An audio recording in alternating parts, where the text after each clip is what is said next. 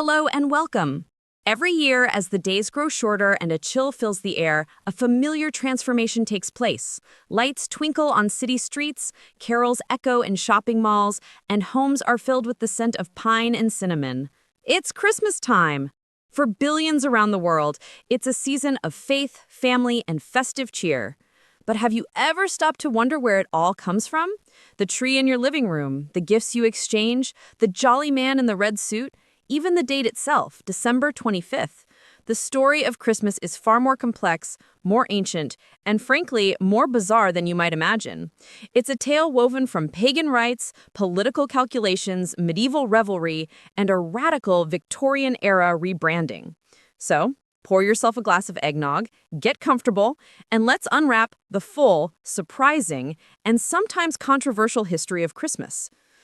Our story doesn't begin in a stable in Bethlehem, but in the heart of ancient, pre-Christian Europe.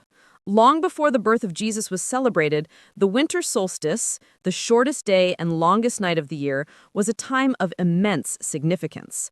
For people whose lives were governed by the agricultural cycle, the return of the sun was a matter of life and death. To coax the sun back and ward off the spirits of the dark, they lit bonfires, feasted, and celebrated. In Scandinavia, the Norse celebrated Yule. Lasting for several days around the solstice, this festival involved feasting, drinking, and the burning of the Yule log, a large log that would burn for days, its flames a symbol of the returning sun and a protection against evil spirits. They decorated their homes with evergreens like holly and fir branches, potent symbols of life's persistence in the dead of winter. Even the long-bearded god Odin, who was said to lead a ghostly procession through the sky, was known as the Yule Father. Meanwhile, in the mighty Roman Empire, the most popular festival of the year was Saturnalia. Honoring Saturn, the god of agriculture, this week-long party kicked off on December 17th and was a time of pure, unadulterated merrymaking. All work and business were suspended. Roman social norms were completely upended, slaves were given temporary freedom, sometimes even being served by their masters. Gambling was permitted in public, and the streets were filled with a carnival-like atmosphere. Gift-giving was rampant, often in the form of small wax figurines called sigillaria, and homes were decorated with wreaths and other greenery. It was a season of feasting, drinking, and goodwill. And there was another, later Roman festival that played a crucial role. In the 3rd century, Emperor Aurelian established the feast of Dies Natalis Solis Invicti, the birthday of the unconquered sun, on December 25th. This was a celebration of the sun god Mithra and the rebirth of the sun as the days began to lengthen after the solstice. So, as Christianity began to spread, the end of December was already a deeply ingrained, empire-wide party season, filled with lights, greenery, feasting, and gift-giving. The stage was set. Now let's turn to the biblical narrative. The Gospels of Matthew and Luke provide the familiar story of Jesus' birth in Bethlehem. They tell of Mary and Joseph, the manger, the shepherds, and the wise men. However, neither gospel specifies a date for this event. In fact, for the first few centuries of Christianity, Jesus' birth wasn't a major focus. The early church was far more concerned with his death and resurrection, the event that formed the cornerstone of their faith. So how did we get to December 25th? The earliest existing record of a Christmas celebration on this date is found in a Roman almanac from the year 336 AD. There are two main theories as to why this date was chosen. The first is what's known as the history of religions hypothesis. This is the idea that the church, in a savvy political and cultural move, deliberately chose December 25th to co-opt the popular pagan festivals. As Christianity grew, particularly after Emperor Constantine made it the favored religion of the empire, it needed to convert a largely pagan population. What better way to do that than to allow new converts to keep their beloved midwinter celebrations, but simply reframe them around the birth of Christ? The birthday of the unconquered sun could be seamlessly transformed into the birthday of the Son of Righteousness. The traditions of Saturnalia, the feasting, the gift-giving, the lights, could all be absorbed and given new Christian meanings. But there's another, more ancient theory called the calculation hypothesis. Around the year 200 AD, the Christian writer Tertullian of Carthage calculated that Jesus was crucified on March 25th according to the Roman calendar. There was an ancient belief that great prophets were conceived on the same date they died. If Jesus was conceived on March 25th, you simply add 9 months and you land on December 25th. This theory suggests the date was chosen not to copy pagans, but through an internal theological calculation. Later, March 25th would become the Feast of the Annunciation, celebrating Gabriel's announcement to Mary. Regardless of the reason, by the end of the 4th century, December 25th was becoming the established date for Christmas in the Western Empire, while many in the East initially celebrated on January 6th, a date now associated with the Epiphany or the visit of the Magi. By the 9th century, Christmas had become a major Christian festival. As Europe entered the Middle Ages, Christmas transformed into a raucous 12-day festival of feasting and revelry, stretching from Christmas Day to Epiphany on January 6th. For the agricultural society of the time, this was a welcome break during the darkest, coldest part of the year. Lords of the manor would host great feasts for their vassals. Traditions like mumming, where people would go door to door in costumes, singing and sometimes causing mischief, became popular. Caroling, which originally involved dancing as well as singing, was a common activity. It was also during this period that a key figure in our Christmas story emerged, Saint Nicholas. The real Nicholas was a 4th century bishop in Myra, in modern-day Turkey.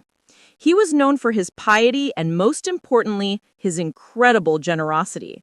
Legends grew around him, the most famous being the story of how he secretly provided dowries for 3 poor girls by tossing bags of gold through their window, saving them from a life of prostitution. Because of these stories, he became the patron saint of children. His feast day, December 6th, became a day for gift-giving in many parts of Europe, a tradition that would eventually merge with Christmas itself. But this loud, boisterous version of Christmas wouldn't last. The Protestant Reformation in the 16th century brought a dramatic shift. Many reformers, particularly the Puritans in England, viewed Christmas with deep suspicion. They saw it as a popish or Catholic invention with no biblical basis. They were also appalled by the holiday's wild, often drunken celebrations, which they saw as a continuation of pagan debauchery. In 1647, the Puritan-led English Parliament actually banned the celebration of Christmas. This sentiment traveled across the Atlantic with the Pilgrims and Puritans who settled in New England. In the Massachusetts Bay Colony, celebrating Christmas was outlawed in 1659.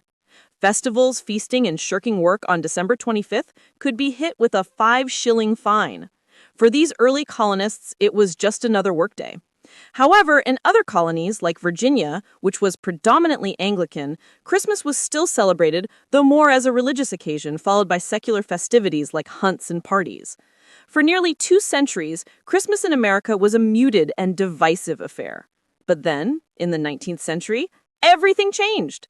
The Industrial Revolution was transforming society, and with it came a need for new kinds of traditions.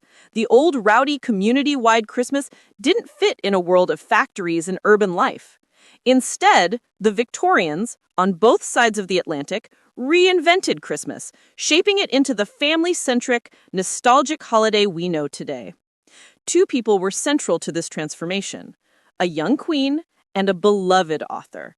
In 1848, the Illustrated London News published a drawing of Queen Victoria, her German husband Prince Albert, and their children gathered around a decorated Christmas tree at Windsor Castle.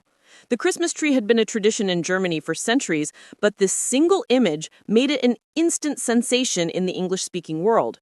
Suddenly, everyone wanted a tree in their home, decorated with candles, sweets, and ornaments. At the same time, in 1843, Charles Dickens published A Christmas Carol.